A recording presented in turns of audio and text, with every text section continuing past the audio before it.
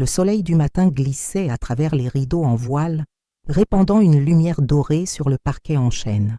La maison était silencieuse, seul le bourdonnement rythmique du lave-vaisselle et, de temps en temps, le chant d'un oiseau brisait le calme. Nora enroula ses doigts autour d'une tasse de café chaude, savourant un rare moment de paix. Puis elle l'entendit. Des pas, doux, hésitants. Julian apparut dans l'embrasure de la porte, les mains enfoncées dans les poches de son sweat à capuche gris. Ses boucles sombres étaient en bataille, comme s'il n'avait pas beaucoup dormi. À 19 ans, il était, d'ordinaire plein d'humour sec et de répartie sarcastique, mais ce matin-là, le silence semblait s'accrocher à lui comme une brume. « Salut » murmura-t-il, en s'installant à la table de la cuisine. Nora posa sa tasse, ses instincts en alerte. « Salut mon cœur, tout va bien ?»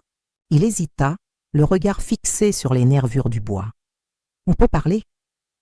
4 mots. Simples. Mais qui la frappait de plein fouet? Son esprit s'emballa. Quelque chose s'était-il passé à la fac? Était-il malade? En difficulté? Le cœur brisé? Bien sûr, dit-elle en tirant une chaise en face de lui. Dis-moi tout. Julian expira longuement, sans lever les yeux.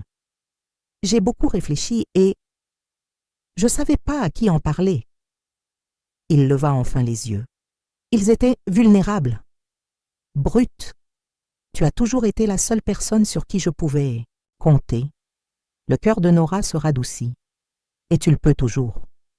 Il y a une fille, commença-t-il, les joues légèrement rouges.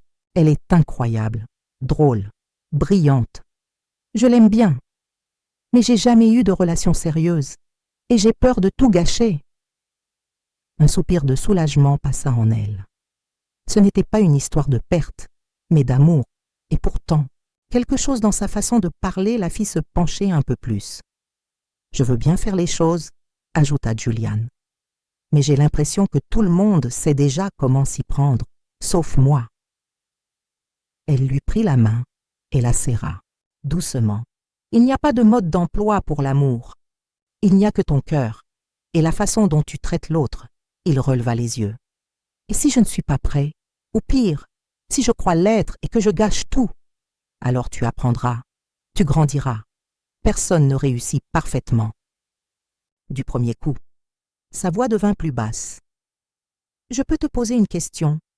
Personnelle? Tu n'es pas obligé de répondre si c'est bizarre. » Elle inclina la tête. « Vas-y. » Sa voix tremblait.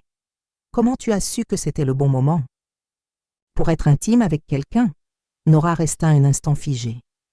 De toutes les questions, elle ne s'y attendait pas. Mais l'honnêteté dans ses yeux la ramena. Il n'était pas déplacé. Il était perdu. Et il lui demandait ça parce qu'il lui faisait confiance. « C'était quand je me sentais en sécurité, » dit-elle doucement. « Quand il n'y avait aucune pression, quand c'était réciproque, et que je savais que je pouvais dire non à tout moment et être aimé quand même. » Julian avala difficilement, hochant la tête. Ça a du sens. Il resta silencieux un instant, et elle pouvait presque voir les pensées défiler dans son esprit. Je veux attendre. Mais je ne veux pas être complètement ignorant. Je veux être prêt quand ça arrivera. Nora sourit, la gorge serrée.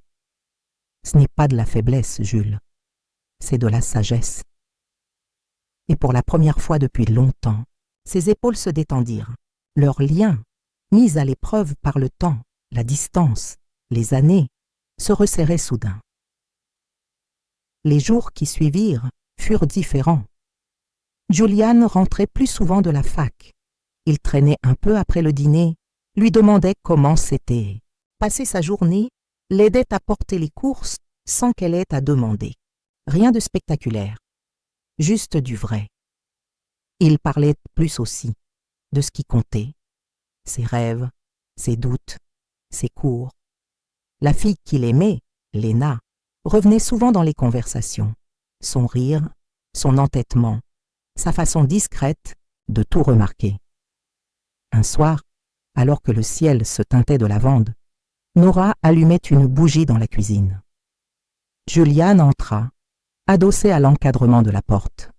« Tu as une minute ?»« Toujours, » répondit-elle avec un sourire. Elle a dit oui, dit-il, les yeux brillants. On sort vendredi. C'est merveilleux, dit Nora, le cœur chaud. Tu es nerveux?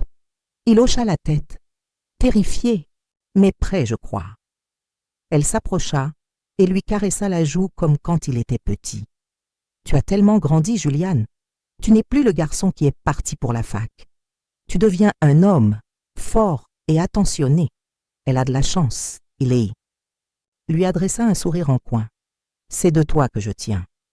Plus tard, en lavant la vaisselle, elle pensa à cette grâce inattendue, cette nouvelle phase entre eux. Ils n'étaient plus seulement mère et fils.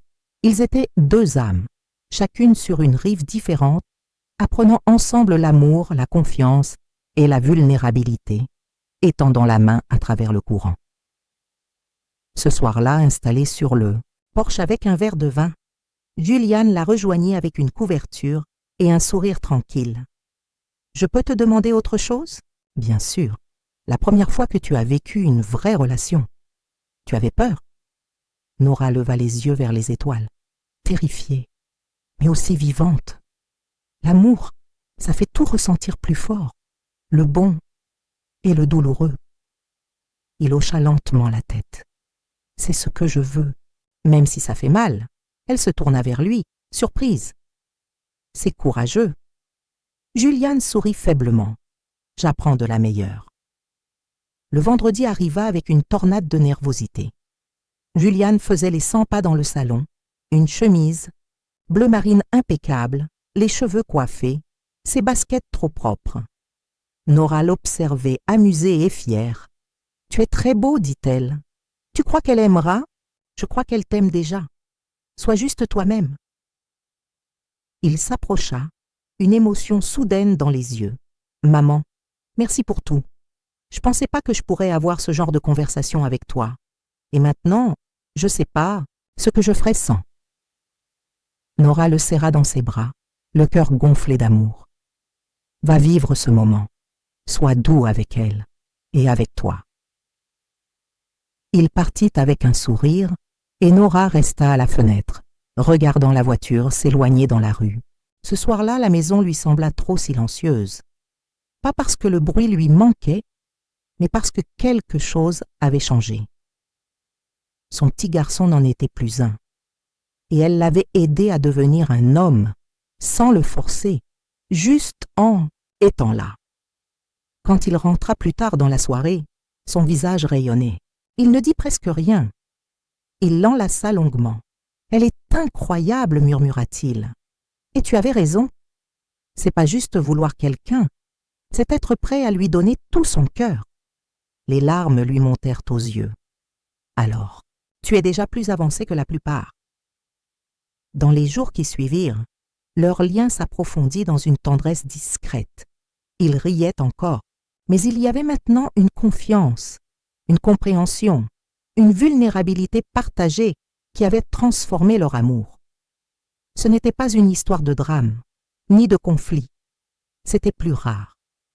Une histoire d'amour qui grandit dans les petits instants, dans le courage qu'il faut pour poser les questions difficiles, et dans la grâce qu'il faut pour y répondre. Nora avait toujours pensé que son rôle était de préparer Juliane au monde. Mais au fond, c'était lui qui lui avait rappelé la magie extraordinaire de ce que c'est. Être écouté, être utile et être aimé en retour.